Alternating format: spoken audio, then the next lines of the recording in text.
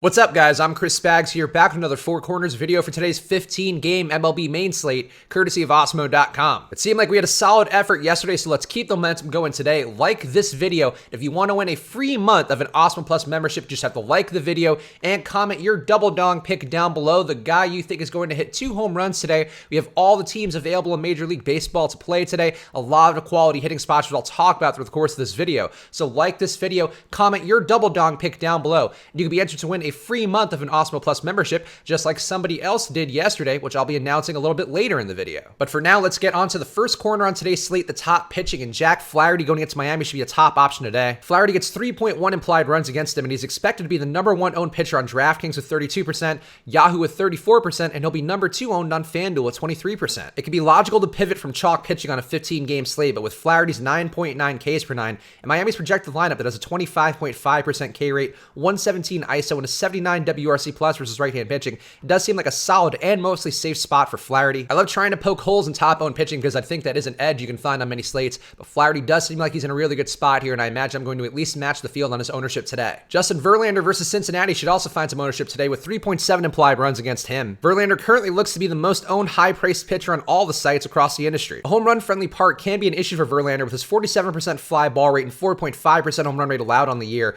but Cincinnati strikes out above league average, and Verlander's strikeout game is on the top of the slate with 11.2 Ks per 9. Verlander's the most talented pitcher on the slate, and I'm willing to pay for him in some spots. I think he can get it done, even though he is likely to give a bomb or two today. And Brandon Woodruff at San Diego should also find some ownership today with 3.3 implied runs against him. Even though he won't be #1 anywhere, Woodruff should be the top 3 owned pitcher in pretty much every site you'll play on today. San Diego's 26.5% K rate versus right-hand pitching matches up well with Woodruff's 10.6 Ks per 9 in a pitcher-friendly park, even though San Diego's projected lineup does have a 183 ISO that can be dangerous and offer some leverage opportunities. I like Yulis Chassin yesterday, and he actually did kind of come through, even though he gave up some production. He still had 7 strikeouts. Woodruff is a better strikeout pitcher as well as better at limiting damage, so the spot is a good one here, even though he is going to be a bit highly owned. Onto our next corner, the top stacks on the slate, and the Cleveland stack going against Adrian Sampson should be popular today. Cleveland gets 5.3 implied runs, and warm weather at Texas as well as Sampson's overall mediocrity should result in ownership for mostly solid values on Cleveland's side. Because of the decent prices, Jason Kipnis and Jose Ramirez will both be highly owned despite a brutal 2019 for both,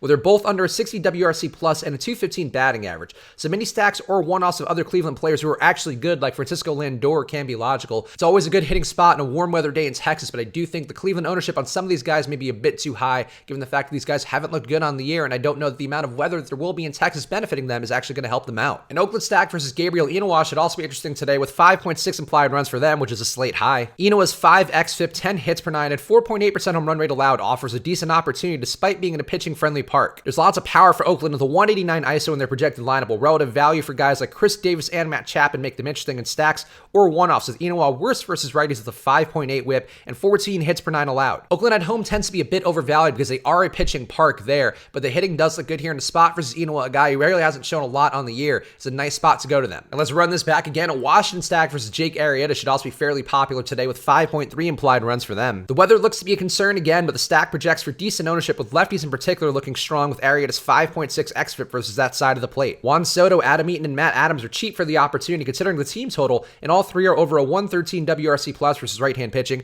This is a spot where it seems like they were priced for a different matchup, but it's a good situation versus Arrieta. Again, watch the weather closely though, because the weather does look bad right now, and it could continue to be bad throughout the day. Onto our next corner, the lower owned options on today's slate, and the Houston stack versus Anthony DeSclafani is one of those teams that I like. They get 4.8 implied runs, and DeSclafani has been brutal versus lefties with a 6.1 xFIP and a 6.3% home run rate allowed, but he also isn't good enough to overcome the solid Houston righties either. Houston is still not close to their usual healthy lineup, but the projected group has a 109 WRC plus and a 265 batting average versus right-hand pitching, with decent value for guys like Michael Brantley and Josh Reddick, given DeSclafani's lefty struggles I just mentioned. I think there are a variety of ways to stack here, and being in a positive hitting park should also benefit Houston, but also DeSclafani's lefty struggles are noteworthy, and I'll talk more about them a little bit later in the video. Now let's go straight to the garbage heap today. Brett Anderson versus Baltimore is also a low-owned pitcher I like today. Anderson gets 3.5 implied runs against him, and he's mostly garbage, which seems kind of mean now that I'm saying it out loud and reading it, but he has a 4.9 K per 9 and a 5.1 xFIP on the year, and Baltimore is bad in a park that limits every offensive category. Baltimore's projected lineup has a 28% K rate and a 140 ISO versus right-hand pitching that could see Anderson squeeze out a low-owned cheap game that helps you afford the higher-priced bats.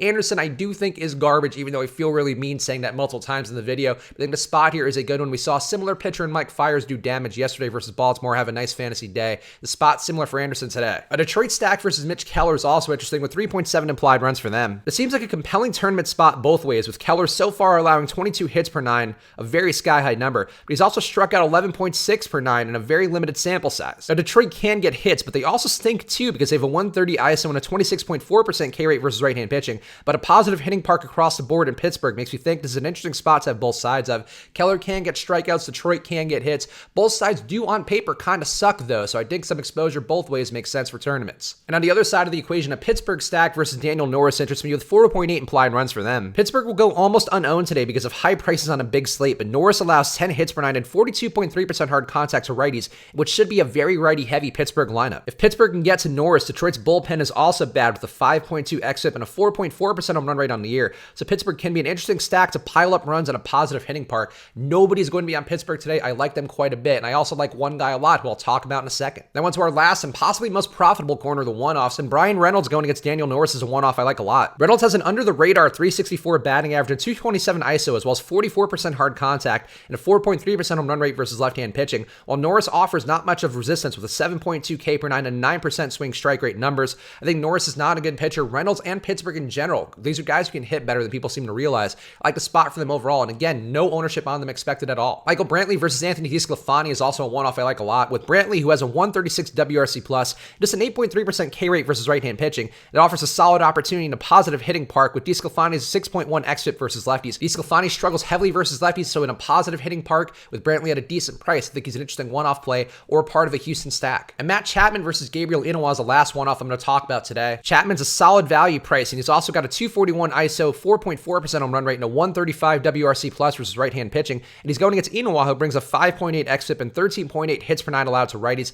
It's a good spot for Chapman despite a positive pitching park. I think the spot for Chapman's a good one at a nice value price. So there are my thoughts on today's slate. So right now, like this video, and if you want to win that free month of an Awesome Plus membership, both like the video and comment your double dong pick down below, the guy you think is going to hit 2 home runs today. Yesterday we had this guy right here, Dan Charland, the only guy who got the double dong correctly. Only one double dong on the slate. Kevin Biggio, a guy who ended up benefiting from the lefty power I talked about. That was an opportunity going against Los Angeles. So congrats, Dan. Good job by you. And if you want to join Dan in the winner's circle right now, like this video, comment your double dong pick down below, and you'll be entered to win that free month of an Awesome Plus membership, as well as all the glory that comes from the shout out I give you in the Four Corners video. But if you also want a little cheat code to put in your game genie to get that free month of an Awesome Plus membership, use that promo code Switch and Hedge. Get half off the first month or week of any Awesome Plus membership and get all the ownership projections, the rankings, the deep dive column every day, the top stacks tool, the lineup builder, a lot of things that'll help you make better MLB DFS lineups. So use that promo code Switch and Hedge right now to get half off your first month or week of any Awesome Plus membership. I'll be on our Live Before Lock show later today, so subscribe, hit that notification bell to know when we go live. Of course, go follow me on Twitter and Instagram at Chris Spags, because your following makes my day better every single day. You single-handedly can change the course of this day for me to make it stronger. So right now, go follow me on Twitter and Instagram at Chris Spags. I'll be back tomorrow with another Four Corners video, so thank you guys for watching,